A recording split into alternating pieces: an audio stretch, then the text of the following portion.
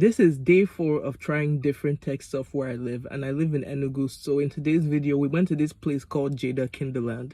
This place is essentially Enugu's version of a fun house where, you have like arcades and stuff that you could actually play with. They have things like trampolines, video games, and so on. I think they even have paintball here as well. But in this video, we are just going to be concentrating on their arcade. Anyway, let's talk about the games they have. First of all, they have this like shooting game here. I think it's a Sega game, that type of thing. Now, they did have this other shooting game that's a 3-in-1. It has different games like House of the Dead. Now, they did also have this bowling game, but in my opinion, this bowling game was boring. It was weak sauce in my opinion. Now, they also had this claw machine and some other games that I'm not sure whether they did or didn't work. One game that I would say is also pretty fun is their air hockey. Trust me, their air hockey is fun, and you would get it. Like, I'm telling you, I played that game about 3 times. I was exhausted, but I loved it.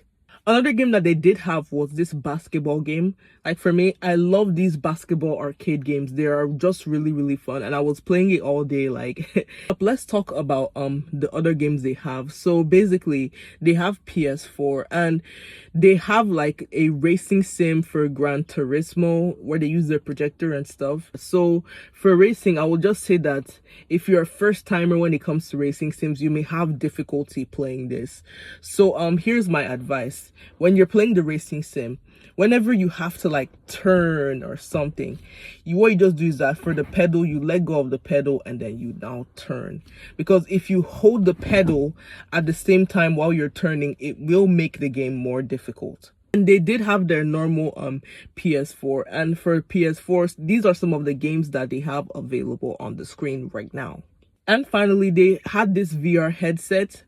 Well, let me just say one thing about the VR headset. You might not see very well. That's one thing that gets really, really annoying. Like, I had to be holding the headset constantly with one hand and then using the other hand to play because I couldn't see very well at all. At the same time, that headset can get sweaty because the longer you put it on, the more sweat will be dripping from your face, and that's really, really annoying. But then if you want to know what games are available to play for the VR headset, these are the games they have available right now.